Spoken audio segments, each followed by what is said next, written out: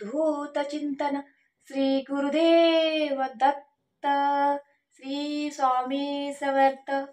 तर नमस्कार स्वामी भक्तो. तर गुरुचरित्र ग्रंथाचं पारायण सर्वांचं झालं असेल. तुम्ही म्हणा की ताई गुरुचरित्र ग्रंथाचं पारायण झालं तरी तुझा ग्रंथ अजून हलवला नाही. तर माझं पारायण पूर्ण झालं, ग्रंथही मी हलवलेला आहे. हा जो तुम्हाला इथं ग्रंथ दिसत आहे तर ह्याची वेगळी सेवा आहे माझी चालू. नित्य सेवामध्ये मी वेगवेगळ्या सेवा करत असते, त्याची आहे. जर तुम्हाला हे जाणून घ्यायचं असेल तर कमेंट करा. तर चला, आपला विषय हा नाहीये. आपला विषय आहे की बघा, आता गुरुचरित्र ग्रंथाचं पारायण सर्वांनी केलं, सर्वांचं उद्यापनही झालं असेल आणि बऱ्याच जणांचे अनुभव माझ्यासोबत बऱ्याच जणांनी शेअर केले आहेत. खूप छान छान वेगवेगळे अनुभव येत आहेत. तर ज्यांनी बघा, मला कमेंट काल हे का त्याविषयी भरपूर कमेंट होत्या की ताई आम्ही मराठी वाचलं तर चालेल का. तर ताईंनो, मराठी वाचायचं म्हणजे मराठी वाचणं किंवा न वाचणं ते ऑप्शनल आहे, पण फक्त मराठी भावार्थ आहे. मराठी हा भावार्थ आहे, तो वाचायचा नसतो. तर आपल्याला नक्की काय वाचायचं असतं ते तुम्हाला मी बॅक कॅमेऱ्याने दाखवते. चला, हा आपला गुरुचरित्र ग्रंथ आहे. हा ग्रंथ सर्वात अगोदर एका चौरंगावरती भगव्या वस्त्रावरती आपल्याला ठेवायचा असतो. हा विदाऊट वस्त्राशिवाय पिसाशिवाय हा आपल्याला ग्रंथ ठेवायचा नसतो. तर सर्वात अगोदर ज्या ताईंची कमेंट होती त्या ताईंना ताईंसाठी खास करून मी सांगते किंवा सर्वांसाठी सुद्धा की हा ग्रंथ नक्की वाचायचा कसा. तर याच्यामध्ये सर्व माहिती तुम्हाला दिलेली आहे. सर्वात अगोदर आपल्याला बघा, ही बघा, गुरुचरित्र वाचण्या अगोदर पुढीलप्रमाणे सेवा करावी हे पण त्यात दिलेलं आहे. त्याचबरोबर गुरुचरित्र म्हणजे स्वामींची कुठलीही सेवा करताना किंवा दत्त महाराजांची कुठलीही सेवा करताना सर्वात अगोदर आपल्याला श्री स्वामी स्तवन हे पूर्ण वाचायचं असतं. हे वाचल्यानंतर आपल्याला काय करायचं असतं, हे वाचलं की मी जी काय करते ते सांगते. त्यानंतर आपल्याला त्यानंतर मग आपल्या श्री स्वामी समर्थ मंत्राचा एक माळ जप करायचा. श्री स्वामी समर्थ असा एक माळा आपल्याला जप करायचा. त्याचबरोबर आपल्याला एक माळ गायत्री मंत्र जप करायचा. आता गायत्री मंत्र इथं पण दिलेलं आहे बघा, हा गायत्री मंत्र आहे.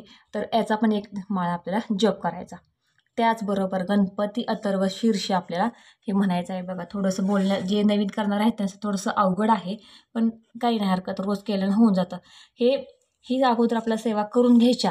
नंतर हा बघा, अध्याय पहिला भावार्थ. हा भावार्थ आहे, जो मराठीमध्ये दिलेला आहे का नाही, हा भावार्थ आहे ताईंनो.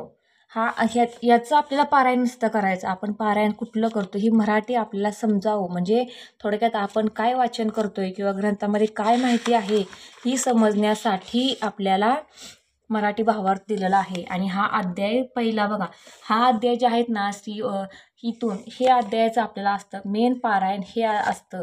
जर तुम्ही मराठी भावार्थ नाही वाचले तरी चालतात, पण ते जे आहेत ना अध्याय 53 अध्याय ते वाचायचे, मेन अध्याय वाचायचे. हा भावार्थ फक्त आपल्याला समजण्यासाठी दिलेला असतो. हा वाचला तरी चालतो, नाही वाचला तरी चालतो. त्यामुळे ज्या ताईंची कमेंट होती त्यांना मी कमेंटमध्ये पण रिप्लाय केलेला आहे. तरी पण पुन्हा एकदा सांगते की जर त्यात असं जर काही झालं असेल तर आता काय करावं यावरती तुम्हाला मी सांगून देते. तर हा ग्रंथ झाकून ठेवायचा आपल्याला, कारण की नित्य सेवेतलं माझं आहे त्यामुळे मी हा ग्रंथ झाकून ठेवत आहे.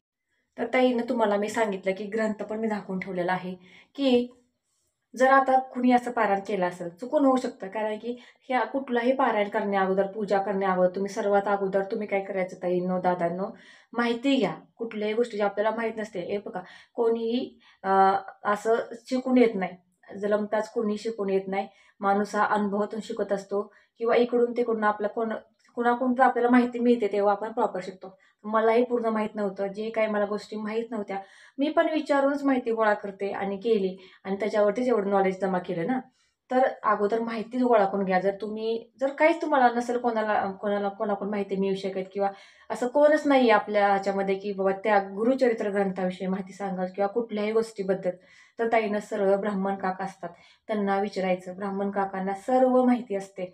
त्याचबरोबर तुम्ही केंद्रामध्ये पण जात असाल किंवा नसेल जात तर स्वामींच्या मठामध्ये विचारा, कुठेही तुम्ही माहिती विचारा, तिथे तुम्हाला संपूर्ण माहिती मिळली जाईल. संपूर्ण माहिती जमा करा, नंतर तुम्ही त्या गोष्टीचं पारायण करायला सुरुवात करा.